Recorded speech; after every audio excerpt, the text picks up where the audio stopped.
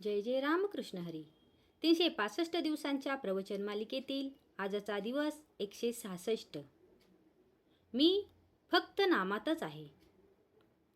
मनुष्य किती मोठा असला, उत्तम पुराण आणि प्रवचन सांगणारा जरी असला, तरी तो जर नामात राहत नसेल किंवा त्याच्या संगतीमध्ये परमेश्वराचे प्रेम लागत नसेल, तर तो कदापिही संत म्हणून समजला जाणार नाही. संतांचे नातेवाईक संत असतातच असे नाही. आपण नोकरी केली की आपला मुलगा नोकरी करेलच असे काही नाही. तसेच जो भगवंताचा आहे त्याचा मुलगा भगवंताचा असेलच असे नाही. संत जरी झाला तरी त्याने 4 माणसांसारखे वागावे. काहीतरी वागणे हे संतांचे वागणे नव्हे. अत्यंत निर्भयता हा संतांचा पहिला गुण. कारण सर्व ठिकाणी मीच आहे ही भावना झाल्यावर भयाचे कारणच उरत नाही. साधूच्या अंतःकरणामध्ये भयाचा संकल्प नसल्यामुळे वाघ, सिंह, साप त्याला त्रास देत नाहीत. अगदी जंगली वाघाकडे देखील निर्भयतेने नजरानजर केली तरी तो अंगावर येत नाही. शिवाय साधूंच्या शुद्ध अंतःकरणाचाही त्याच्यावर परिणाम होतो. अशा रीतीने संताच्या अंतःकरणाची प्राणीमात्रांना सुद्धा जाणीव नसते. प्राणीमात्रांना सुद्धा जाणीव असते.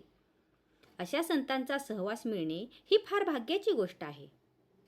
परमेश्वराचे प्रेम लागणे किंवा सतत मुखामध्ये नाम येणे हेच संतांच्या संगतीत राहून साधायचे असते. संतांची अखंड संगत नामानेच ठेवता येईल. जिथे नाम आहे तिथे संतांचा सहवास आहे. तुकाराम महाराजांसारखे संत सुद्धा देवापाशी मागताना तुझा विसर न पडावा हेच मागतात.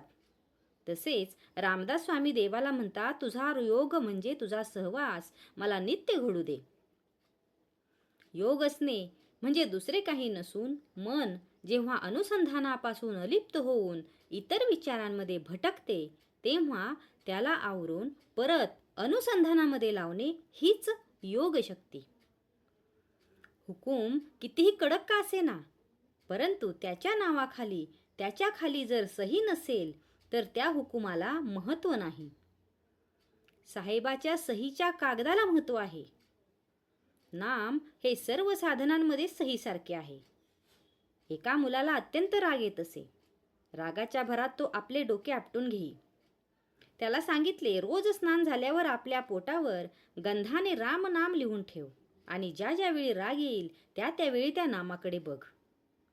आणि त्या प्रयोगाने त्या मुलाचा राग आपोआप शांत झाला.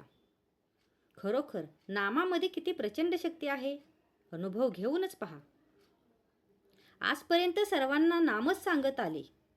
मी इथे नाही, मी तिथे नाही, मी गेलो नाही, मी जात नाही. मी फक्त एका नामातच आहे. ज्याच्याजवळ भगवंताचे नाम आहे त्याच्या मागे पुढे मीच आहे असे गोंदवलेकर महाराज म्हणतात. तुम्ही भगवंताचे नाम घ्यावे या पलीकडे सत्य सांगतो कसलीही अपेक्षा नसते. आजचा हा भाग तुम्हाला कसा वाटला हे कमेंट करून नक्की सांगा. कमेंटमध्ये लिहा. जय जय रामकृष्ण हरी.